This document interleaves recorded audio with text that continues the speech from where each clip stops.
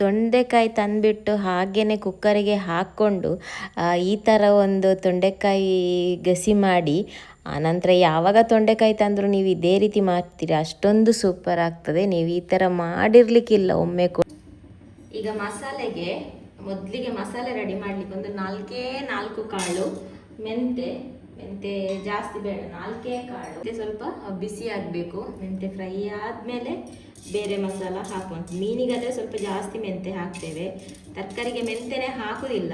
ಆದರೆ ಇದು ತೊಂಡೆಕಾಯಿಗೊಂದು 4 ಕಾಳಾದರೂ ಮೆಂತೆ ಹಾಕಿದ್ರೇ ಅದೊಂಥರ ಟೇಸ್ಟ್. ನೋಡಿ, ಮೆಂತೆ ಸ್ವಲ್ಪ ಬಣ್ಣ ಚೇಂಜ್ ಆಗ್ತಾ ಬರುವಾಗ ಸ್ವಲ್ಪ ಸಾಸಿವೆ.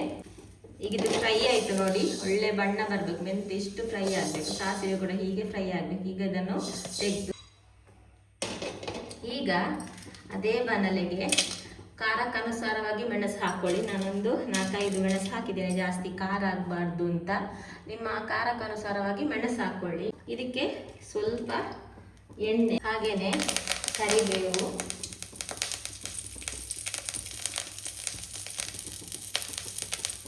ಒಂದು 2-3 ಎಸಳು ಬೆಳ್ಳುಳ್ಳಿ.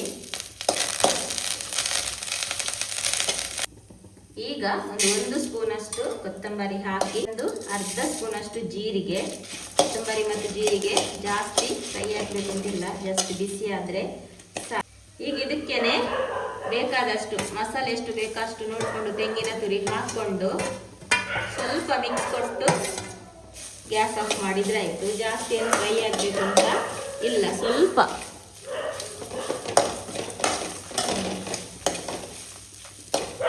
ಸಾಕಿಷ್ಟು ಗ್ಯಾಸ್ ಆಫ್. ಈಗ ಮಸಾಲೆ ತಣ್ಣಗೆ ಆದಮೇಲೆ ಸ್ವಲ್ಪ ಹುಳಿದಕ್ಕೆ ಸ್ವಲ್ಪನೇ ಹಾಕುದು. ತೊಂಡೆಕಾಯಿ ಸ್ವಲ್ಪ ಹುಳಿ ಥರನೇ ಇರ್ತದೆ, ಅದು ಊರಿನ ತೊಂಡೆಕಾಯಿ ಅಂದರೆ ಅಷ್ಟೊಂದು ಸ್ವಲ್ಪ ಹುಳಿ ಥರ ಇರುವುದಿಲ್ಲ. ಈ ಹಸಿರು ತೊಂಡೆಕಾಯಿ ಉಂಟು ಅದು ಹುಳಿಯೇ ಇರ್ತದೆ, ಅದಕ್ಕೋಸ್ಕರ ಸ್ವಲ್ಪ ಹುಳಿ. ಹಾಗೆಯೇ ಚಿಟಿಕೆಯಷ್ಟು ಅರಶಿನ ಹಾಕ್ಕೊಂಡು ಅನಂತರ ಇಲ್ಲಿ ಫ್ರೈ ಮಾಡಿಟ್ಟ ಮೆಂತೆ ಮತ್ತು ಸಾಸಿವೆ ಅದನ್ನು ಕೂಡ ಹಾಕ್ಕೊಂಡು ಈಗ ಇದನ್ನು ಗ್ರೈಂಡ್ ಮಾಡುವ.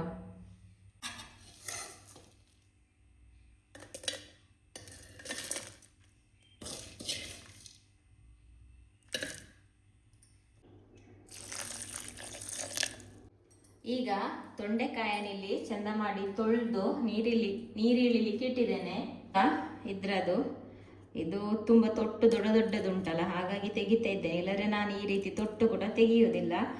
ಈ ತೊಟ್ಟು ಮತ್ತು ಇದನ್ನು ತೆಗೆದು ತುದಿ ಮತ್ತು ಇದನ್ನು ತೊಟ್ಟನ್ನು ತೆಗೆದು ಇದನ್ನು ಸ್ವಲ್ಪ ಜಜ್ಜಬೇಕು.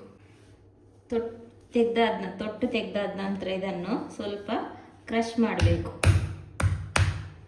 ಇದಕ್ಕೆ ಚಾಕು ಕತ್ತಿ ತಾಗಿಸದಿದ್ರೇ ಟೇಸ್ಟ್ ಅಂತ ಹೇಳ್ತಿದ್ರು. ಹಾಗಾಗಿ ತೊಟ್ಟು ಸಣ್ಣ ತೊಟ್ಟಿದ್ರೆ ಅಥವಾ ಊರಿನ ತೊಂಡೆಕಾಯಿ ಸಿಕ್ಕಿದ್ರೆ ತೊಟ್ಟು ಕೂಡ ತೆಗಿಬೇಕು ಅಂತಿಲ್ಲ, ಹಾಗೆಯೇ ಜಜ್ಜಿ ಹಾಕಿದ್ರೆ ಆಯಿತು. ನೋಡಿ, ಈ ರೀತಿ ಡಾರ್ಕ್ ಗ್ರೀನ್ ಇರ್ತದಲ್ಲ, ಇದು ಒಂಥರ ಹುಳಿ ಥರ ಇರ್ತದೆ. ಲೋಕಲ್ ಊರಲ್ಲಿ ಸಿಗುವ ತೊಂಡೆಕಾಯಿ ಇಷ್ಟು ಡಾರ್ಕ್ ಗ್ರೀನ್ ಇರುವುದಿಲ್ಲ, ಲೈಟಾಗಿ ಗ್ರೀನ್ ಇರ್ತದೆ, ತುಂಬ ಟೇಸ್ಟ್ ಕೂಡ ಇರ್ತದೆ. ಎಲ್ಲವನ್ನು ಇದೇ ರೀತಿ ಜಜ್ಜಿಟ್ರೆ ಆಯಿತು. ಈಗ ತೊಂಡೆಕಾಯಿ ಎಲ್ಲ ಜಜ್ಜಿ ಆಯಿತು. ಈಗ ಇದಕ್ಕೆ ಸ್ವಲ್ಪ ಉಪ್ಪು ಹಾಕ್ಕೊಂಡಿಡುವ. ಇಡೀ ತೊಂಡೆಕಾಯಲ್ಲಿ ಉಪ್ಪು ಹಾಕಿಟ್ಟರೆ ಸ್ವಲ್ಪ ಉಪ್ಪು ಬೇಗನೆ ಎಳ್ಕೊಳ್ತದೆ, ಇಲ್ಲಾಂದರೆ ಅಷ್ಟೊಂದು ಉಪ್ಪು ಎಳ್ಕೊಳ್ಳೋದಿಲ್ಲ, ಅಷ್ಟೊಂದು ಒಳ್ಳೆಯದಾಗೋದಿಲ್ಲ, ಚಪ್ಪೆ ಇರ್ತದೆ. ಉಪ್ಪು ಹಾಕಿ ಒಂದು 10 ನಿಮಿಷ ಇಟ್ಟರೆ ಒಳ್ಳೆಯದು. ನಾನು ಸ್ವಲ್ಪ ಜಾಸ್ತಿ ಉಪ್ಪು ಹಾಕಿದ್ದೇನೆ, ನಿಮ್ಮ ರುಚಿಗನುಸಾರವಾಗಿ ಹಾಕ್ಕೊಳ್ಳಿ. ಈಗ ಮಸಾಲೆ ಗ್ರೈಂಡ್ ಮಾಡಿ ತೊಂಡೆಕಾಯಿ ಜಜ್ಜಿಟ್ಟು ಉಪ್ಪೆಲ್ಲ ಹಾಕಿಟ್ಟು ಒಂದು ಉಪ್ಪು ಸ್ವಲ್ಪ ಎಳ್ಕೊಂಡ ನಂತರ ಮಸಾಲೆ ಎಲ್ಲ ಗ್ರೈಂಡ್ ಆದ ನಂತರ ಒಂದು ಕುಕ್ಕರಲ್ಲಿ ಸ್ವಲ್ಪ ಎಣ್ಣೆ ಸ್ವಲ್ಪ ಜಾಸ್ತಿಯೇ ಟೇಬಲ್ ಸ್ಪೂನಲ್ಲಿ ಹಾಕ್ಬೋದು. ಎಣ್ಣೆಗೆ ಸ್ವಲ್ಪ ಸಾಸಿವೆ ಸಿಡಿಲಿ. ಈಗ ಸ್ವಲ್ಪ ಕರಿಬೇವು ಹಾಗೆಯೇ ಈರುಳ್ಳಿ ಹಾಕ್ಕೊಂಡು ಸ್ವಲ್ಪ ಮಿಕ್ಸ್ ಕೊಡುವ. ಇದು ಮಿಕ್ಸ್ ಕೊಟ್ಟ ತಕ್ಷಣ ಇಲ್ಲಿ ಜಜ್ಜಿಟ್ಟ ತೊಂಡೆಕಾಯಿ ಹಾಕ್ಕೊಂಡು ಹಾಕ್ಕೊಂಡು ಎಣ್ಣೆಯಲ್ಲಿ ಒಂದು 2 ನಿಮಿಷ ಚೆನ್ನಾಗಿ ಫ್ರೈ ಮಾಡಿ. ಇದನ್ನು ಲೋ ಫ್ಲೇಮ್ಗೆ ಹಾಕೊಂಡು ಫ್ರೈ ಮಾಡಿ. ಇಲ್ಲಿ ತೊಂಡೆಕಾಯಿ ಹಾಕುವ ಮೊದಲು ಎಣ್ಣೆಗೆ ಸ್ವಲ್ಪ ಚಿಟಿಕೆ ಇಂಗು ಹಾಕಬೇಕು. ಇಂಗು ಹಾಕೊಂಡ ನಂತರ ಇದಕ್ಕೆ ತೊಂಡೆಕಾಯಿ ಹಾಕಿ ಮಿಕ್ಸ್ ಮಾಡಿ. ಅವಾಗ ಇನ್ನು ತುಂಬ ಒಳ್ಳೆಯದಾಗ್ತದೆ ಫ್ಲೇವರ್. ಈ ಎಣ್ಣೆಯಲ್ಲೇ ಇದು ಸ್ವಲ್ಪ ಬಾಡಬೇಕು. ಇಂಗು ಹಾಕೊಂಡ ನಂತರ ತೊಂಡೆಕಾಯಿ ಹಾಕಿದ್ರೆ ಆಯಿತು. ಈಗ ಸ್ವಲ್ಪ ಎಣ್ಣೆಯಲ್ಲಿ ಬಾಡಿದೆ. ಈಗ ನೀವು ಬೇಕಾದರೆ ಮಿಕ್ಸಿ ತೊಳೆದ ಸ್ವಲ್ಪ ನೀರು ಹಾಕ್ಕೊಂಡು ಇದನ್ನು ಬೇಯಿಸ್ಬೋದು, ಅಥವಾ ಈ ರೀತಿ ಮಸಾಲೆಯನ್ನು ಸೇರಿಸಿದ್ರೆ ಆಯಿತು. ನಾನಿಲ್ಲಿ ಮಸಾಲೆ ಕೂಡ ಸೇರಿಸ್ತಾ ಇದ್ದೇನೆ. ಮಸಾಲೆ ಸೇರಿಸಿ ಒಂದು 2 ನಿಮಿಷ ಇದನ್ನು ಈಗ ಮಸಾಲೆ ಹಾಕಿದ ಮೇಲೆ ಫ್ಲೇಮನ್ನು ಹೈಗಿಟ್ಟು ಒಂದು 2 ನಿಮಿಷ ಇದನ್ನು ಹೀಗೇನೆ ಮಸಾಲೆ ಜೊತೆಗೆ ಮಿಕ್ಸ್ ಮಾಡುವ. ಈಗ ಎಣ್ಣೆಯಲ್ಲಿ ಸ್ವಲ್ಪ ಬಾಡಿತ್ತು, ಮಸಾಲೆಯಲ್ಲಿ ಸ್ವಲ್ಪ ಬಾಡಿತ್ತು. ಈಗ ಮಿಕ್ಸಿ ತೊಳೆದ ನೀರು, ಜಾಸ್ತಿ ಅಲ್ಲ, ಸ್ವಲ್ಪನೇ, ಒಂದು 2 ಸ್ಪೂನಷ್ಟು ಸಾಕು, 2 ಸೌಟಷ್ಟು.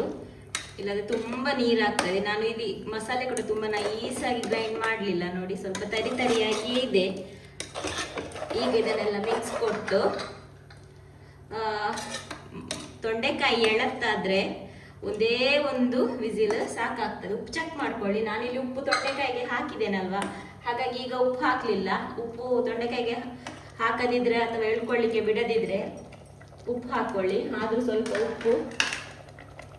ಸ್ವಲ್ಪ ಉಪ್ಪು ಚಪ್ಪೆನೆ ಉಂಟು, ಸ್ವಲ್ಪ ಉಪ್ಪು ಕೂಡ ಸೇರಿಸ್ತಿದ್ದೇನೆ. ಇನ್ನು ಮುಚ್ಚಳ ಮುಚ್ಚಿ ಇದನ್ನು ದೊಡ್ಡದು ಬೆಳ್ತ ತೊಂಡೆಕಾಯಿ ಆದರೆ ಒಂದು 2 ವಿಸಿಲ್, ಎಳತ್ತು ತೊಂಡೆಕಾಯಿ ಆದರೆ 1 ವಿಸಿಲ್ ಸಾಕಾಗ್ತದೆ. ಇದನ್ನ ಬೆಳ್ತ ತೊಂಡೆಕಾಯಿ, ಹಾಗಾಗಿ 2 ವಿಸಿಲ್ ತೆಗಿತೇನೆ. ಒಂದು 2 ವಿಸಿಲ್ ತೆಗೆದ್ರೂ ಪರವಾಗಿಲ್ಲ, ಅದೇನು ಎಲ್ಲ ಕರಗಿ ಹೋಗುದಿಲ್ಲ ಗ್ರೇವಿಯಲ್ಲಿ, ಹಾಗಾಗಿ ಒಂದು 2 ವಿಸಿಲ್ ತೆಗಿಬಹುದು. ತುಂಬ ಎಳತ್ತಾದ್ರೆ ಒಂದೇ ವಿಸಿಲ್ ತೆಗೀರಿ, ಸಾಕಾಗ್ತದೆ. ಈಗಿದು ಹೈ ಫ್ಲೇಮಲ್ಲೇ 2 ವಿಸಿಲ್ ತೆಗಿತೇನೆ. ನೀವು ಕುಕ್ಕರ್ ನಿಮ್ಮ ತೊಂಡೆಕಾಯಿ ನೋಡಿಕೊಂಡು ಕುಕ್ಕರ್ ನೋಡಿಕೊಂಡು ವಿಸಿಲ್ ತೆಗೆದ್ರೆ ಆಯಿತು.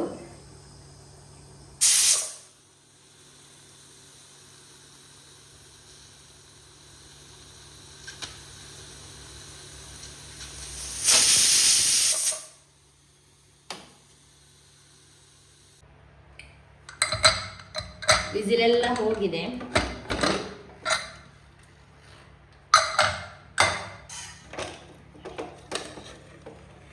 ಸ್ವಲ್ಪ ತಣ್ಣಗೆ ಆಗಲಿಕ್ಕೆ ಬಿಟ್ಮೇಲೆ, ವಿಸಿಲೆಲ್ಲ ಹೋದ್ಮೇಲೆ ಮುಚ್ಚಳ ತೆಗೆದ್ರೆ ನೋಡಿ ಸೂಪರ್ ಅಂತ. ಈ ರೀತಿ ಗಸಿ ಆದರೆ ಒಳ್ಳೆದಾಗ್ತದೆ. ತುಂಬ ನೀರು ಹಾಕಿದ್ರೆ ನೀರಾಗ್ತದೆ ನೋಡಿ.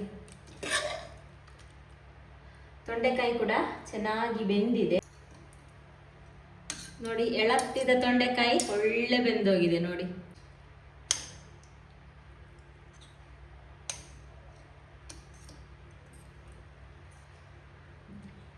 ಇದು ಜಜ್ರೆ ಎಲ್ಲ ಕಾಣಬೇಕು ನೋಡಿ, ಚೆನ್ನಾಗಿ ಬೆಂದಿದೆ. ಹಾಗೇನು ಉಪ್ಪು ಕೂಡ ಚೆನ್ನಾಗಿ ಎಳ್ಕೊಂಡಿದೆ.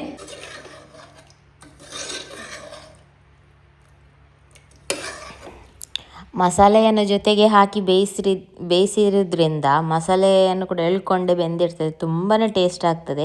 ಹಾಗೇನೆ ಇದು ಅನ್ನಕ್ಕೆ ಮಾತ್ರ ಅಲ್ಲ ನೋಡಿ, ಗಸಿ ಮತ್ತು ತೊಂಡೆಕಾಯಿ ಎಷ್ಟು ಚೆನ್ನಾಗಿ ಹೊಂದ್ಕೊಂಡಿದೆ ಅಂತ. ಅನ್ನಕ್ಕೆ ಮಾತ್ರ ಅಲ್ಲ, ಚಪಾತಿಗೂ ಪೂರಿಗೂ ತುಂಬಾ ಸೂಪರ್ ಆಗ್ತದೆ ಆ ತೊಂಡೆಕಾಯನ್ನು ನೆಂಚ್ಕೊಂಡು ತಿನ್ನೋದಕ್ಕೆ. ಅನ್ನಕ್ಕೂ ಒಳ್ಳೆಯದಾಗ್ತದೆ. ಗಸಿ ಮತ್ತು ತೊಂಡೆಕಾಯನ್ನು ಜೊತೆಗೆ ಮಿಕ್ಸ್ ಮಾಡಿಕೊಂಡು ತಿನ್ನಬೇಕು, ತುಂಬ ಸೂಪರ್ ಆಗ್ತದೆ. ತೆಂಗಿನೆಣ್ಣೆ ಫ್ಲೇವರ್ ಎಲ್ಲ